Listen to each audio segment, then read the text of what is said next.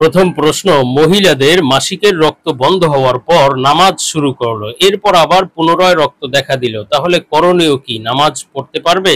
দ্বিতীয় প্রশ্ন, যে স্বপ্নগুলো দেখলে বুঝবো আমরা আল্লাহর প্রিয় বান্দা, এমন স্বপ্নগুলো সম্পর্কে জানতে চাই। তৃতীয় প্রশ্ন, মাসিক মাগরিবের সময় বা মাগরিবের পরে ঘুমানো যাবে কিনা? এই সময় ঘুমালে কি ক্ষতি হয়? আসসালামু আলাইকুম ওয়া রাহমাতুল্লাহি ওয়া বারাকাতুহু। আলহামদুলিল্লাহি রাব্বিল আলামিন, আসসালাতু ওয়াসসালামু আলা সাইয়্যিদিল মুরসালিন। প্রিয় দর্শক, অত্যন্ত গুরুত্বপূর্ণ অনেক প্রশ্ন আপনারা আমাদের কাছে করেছেন আজকের এই ভিডিওতে। তোর মধ্য থেকে উল্লেখিত নির্বাচিত গুরুত্বপূর্ণ 3টি প্রশ্নের জবাব নিয়ে বিস্তারিত আলোচনা করবে ইনশাআল্লাহ। সুতরাং মনোযোগ সহ ভিডিওটি শেষ পর্যন্ত দেখুন। আর আপনার কোনো প্রশ্ন থাকলে অবশ্যই কমেন্টে লিখে যাবেন, আমরা পরবর্তী ভিডিওতে জবাব দেবো ইনশাআল্লাহ। আর আমাদের সাথে সরাসরি যোগাযোগ করতে, প্রশ্ন করতে, আরো অসংখ্য মাসালা মাসাইল জানতে আমাদের ওয়েবসাইট, অন্যান্য চ্যানেলগুলো, ফেসবুক পেজগুলো ভিজিট করতে পারেন, যার লিংক নিচে ডেসক্রিপশনে দেওয়া আছে। তো প্রিয় দর্শক, কথা না বাড়িয়ে আমরা প্রশ্নের জবাবে চলে যাই। একটি প্রশ্ন ছিল, মাগরিবের সময় বা মাগরিবের পরে ঘুমানো যাবে কিনা? এই সময় ঘুমালে কি ক্ষতি হয়? দেখুন, মাগরিবের সময়, নামাজের সময় বা জিকিরের সময়, এই সময় ঘুমানো সম্পূর্ণ নিষেধ। হাদিসের মধ্যে মাগরিবের সময় বা মাগরিবের পরে, এমনকি এশার নামাজের পূর্বে ঘুমাতে নিষেধ করা হয়েছে। রাসূল সাল্লাল্লাহু আলাইহি ওয়াসাল্লাম এটা অপছন্দ করতেন এবং এশার নামাজের পরে কথাবার্তা বলা, গল্পগুজব করাকে, না ঘুমিয়ে রাত্রি জাগরণ করাকে নিষেধ করা হয়েছে বা রাসূল অপছন্দ করতেন। এজন্য মাগরিবের সময় বা মাগরিবের পরে ঘুমাবে না কোনো প্রয়োজন ছাড়া, বা কোনো অসুস্থতা না থাকলে এই অভ্যাস করে নেবে না যে সে মাগরিবের সময় ঘুমায় বা মাগরিবের পরে এশার নামাজের পূর্বে ঘুমায়, এমন অভ্যাস করা যাবে না। আর এশার নামাজের পরে দ্রুত ঘুমিয়ে যেতে হবে, অযথা গল্পগুজব করে সময় নষ্ট করা যাবে না। এটা রাসূল সাল্লাল্লাহু আলাইহি ওয়াসাল্লাম উভয়টাই নিষেধ করেছেন। তবে হ্যাঁ, কারো যদি বিশেষ অসুস্থতা থাকে বা প্রয়োজন থাকে, তাহলে সে অভ্যাস না করে কখনো কখনো যদি ঘুমায়, তাহলে সেটা গুনাহ হবে না, কিন্তু এমন কোনো অভ্যাস তৈরি করা যাবে না। তো আমরা পরবর্তী প্রশ্নে চলে যাই। প্রশ্ন ছিল, যে স্বপ্নগুলো দেখলে বুঝবো আমরা আল্লাহর প্রিয় বান্দা, এমন স্বপ্নগুলো সম্পর্কে জানতে চাই। দেখুন, আল্লাহ রাব্বুল আলামিন বান্দাকে বিভিন্ন সময় বিভিন্ন স্বপ্ন দেখিয়ে থাকেন। কখনো সতর্ক বার্তা দিয়ে থাকেন, আবার কখনো সুসংবাদের বার্তা দিয়ে থাকেন। আর আল্লাহ তাআলা যে স্বপ্নগুলো দেখান ফেরেশতাদের মাধ্যমে, সেগুলো সত্য স্বপ্ন এবং তার ব্যাখ্যাও সত্য হয়ে থাকে। আর সে সম্পর্কে নির্ভরযোগ্য কিতাব আল্লামা মুহাম্মদ ইবনে সিরিন রাহমাতুল্লাহ আলাইহির তাবিরুর রুইয়া কিতাব। তো আজকে প্রশ্নের ভিত্তিতে এমন কিছু স্বপ্ন সম্পর্কে আলোচনা করব, যেগুলো অবশ্যই একজন ব্যক্তির জন্য সুসংবাদের বিষয়, আল্লাহ তাআলার প্রিয় বান্দা হওয়ার আলামত। তো আমরা আলোচনা করতে যাচ্ছি তাবিরুর রুইয়া থেকে। তো মুহাম্মদ ইবনে সিরিন রাহমাতুল্লাহ আলাইহি বলেছেন, স্বপ্নে যদি কোনো ব্যক্তি মসজিদ বানাতে দেখে, যে সে মসজিদ তৈরি করছে, তাহলে এই স্বপ্নটি তার জন্য অবশ্যই বড় সুসংবাদের বিষয় এবং আল্লাহর প্রিয় বান্দা হওয়ার আলামত, যে সে দ্বীনের উপর এবং ঈমানের উপর সঠিকভাবে চলতে পারবে। সে যদি কোনো খারাপ পথে চলে থাকে বা গিয়ে থাকে, তাহলে শীঘ্রই সে সুপথ প্রাপ্ত হবে, হেদায়েতের পথে চলবে। আল্লাহ তাআলা তাকে কবুল করে নিয়েছেন ইনশাআল্লাহ, এবং আল্লাহ তাআলা তাকে মহব্বত করেন, ভালোবাসেন, সেজন্যই তাকে আবার দ্বীনের পথে ফেরার তৌফিক দিবেন ইনশাআল্লাহ। আর স্বপ্নে যদি কেউ মসজিদে যেতে দেখে, যে সে মসজিদে যাচ্ছে, মসজিদে প্রবেশ করছে, তাহলে বুঝতে হবে এটিও আল্লাহর ভালোবাসার আলামত, মহব্বতের আলামত, যে সে আল্লাহর প্রিয় বান্দা, এবং এই কারণে আল্লাহ তাআলা তাকে ভয় ভীতি থেকে নিরাপত্তা দান করবেন। সে ভয় ভীতি, বিপদ আপদ থেকে নিরাপদ হয়ে যাবে ইনশাআল্লাহ।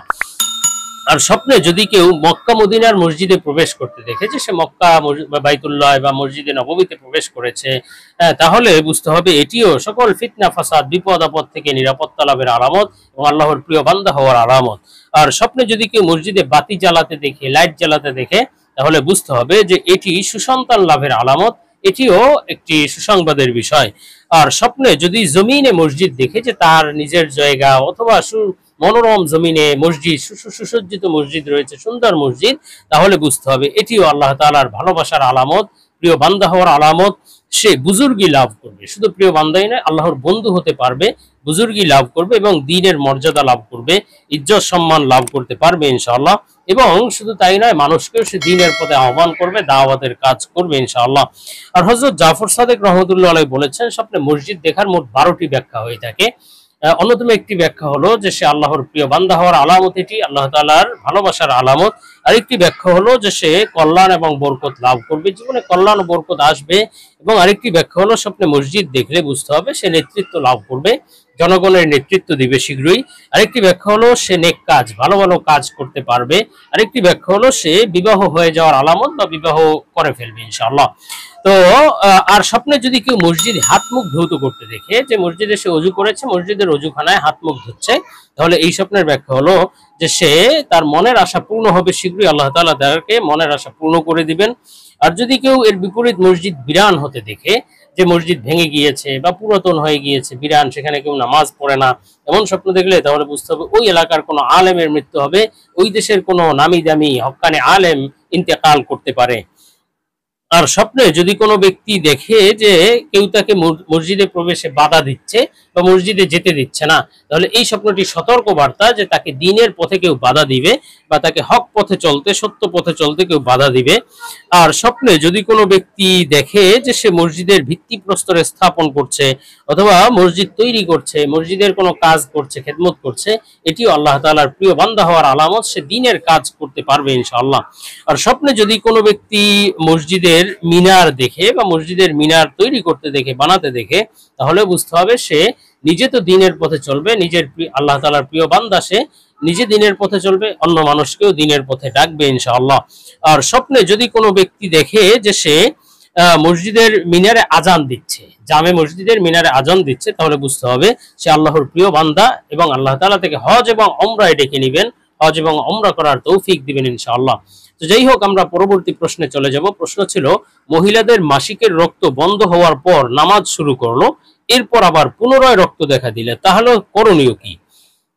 দেখুন, অত্যন্ত গুরুত্বপূর্ণ একটি মাসালা, মহিলাদের জন্য অত্যন্ত চিন্তা বা পেরেশানিদায়ক একটি মাসালা, খুব খেয়াল করে বুঝতে হবে। এই মাসালা বুঝার পূর্বে আপনাকে কয়েকটি বিষয় মাথায় রাখতে হবে। প্রথমত, মহিলাদের মাসিকের সর্বনিম্ন সময় হলো 3 দিন। 3 দিনের কমে মাসিক বা হায়েজ হয় না। 3 দিনের কম যদি হয় তাহলে সেটা হলো একজন মহিলার ইস্তেহাজা, বা এই সময়ে সে নামাজ রোজা বন্ধ করতে পারে না, তৎক্ষণাৎ তো বন্ধ করে দিবে, কিন্তু পরবর্তী আগামী 10 দিনের মধ্যে যদি আর না আসে বা শুরু থেকে 10 দিনের মধ্যে যদি আর না আসে, তাহলে এই 2 দিন বা একদিন যেটা এসেছে 3 দিনের কম, এই সময়ের নামাজ রোজা তার কাজা করতে হবে। তো যাই হোক, 3 দিনের কমে কোনো হায়েজ হয় না বা মাসিক নয়। আর 10 দিনের অতিরিক্ত বা 10 দিনের বেশি কোনো হায়েজ হয় না। তো 10 দিনের বেশি যদি কারো হয়, 10 দিন এসেছে, এরপরে আরো আসছে, ব্লিডিং হচ্ছে, তাহলে বুঝতে হবে এই সময়টি তার জন্য হায়েজের সময় নয়, বা পরবর্তী 10 দিনের পরবর্তী সময়ে সে নামাজ রোজা করতে হবে, স্বামী সহবাস করতে পারবে। আর যদি কারো 10 দিনের কমে মাসিক বন্ধ হয়ে যায়, বন্ধ হওয়ার পরে এরপরে তার দেখা গেল যে 1 দিন 2 দিন বন্ধ হয়ে আবার এসেছে, এক্ষেত্রে লক্ষ্য রাখতে হবে যে কারণ কোনো নারীর নির্ধারিত সময় আছে কিনা।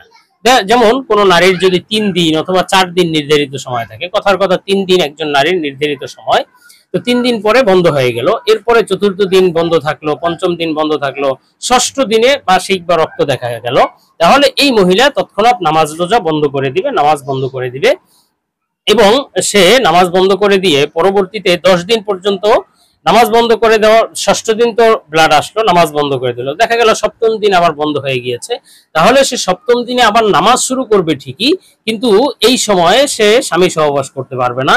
10 দিন পর্যন্ত তার অপেক্ষা করতে হবে। 10 দিনের মধ্যে যদি আবার দেখা গেল অষ্টম দিনে এসেছে বা নবম দিনে এসেছে বা দশম দিনে এসেছে, তাহলে এই পুরো শুরু থেকে নিয়ে এই 10টা দিন বা 8টা দিন অথবা 7টা দিন অথবা 6টা দিন, যেই সময়টা মাঝখানে গ্যাপ দিয়ে আবার যে এসেছে, এই সময়টাও তার হায়েজের মধ্যে বা মাসিকের মধ্যে গণ্য হবে, এবং এই পুরো সময়টায় সে নামাজ অর্থাৎ নামাজ বন্ধ করে যতটুকু রেখেছে তো রেখেছে, আর যেটা পড়েছে সেটার জন্য তার কোনো ধরপাকড় নেই বা সেটার জন্য তার কোনো গুনাহ হবে না।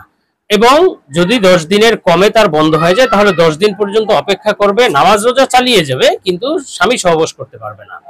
আর যদি কারো 3 দিনের কমে যদি মাসিক বন্ধ হয়ে যায়, তাহলে সে তৎক্ষণাৎ তো নামাজ শুরু করবে, কিন্তু 10 দিন পর্যন্ত অপেক্ষা করতে হবে যে আবার আসে কিনা, এবং এই সময়ের মধ্যে সে নামাজ চলতে থাকবে, কিন্তু স্বামী সহবাস করতে পারবে না।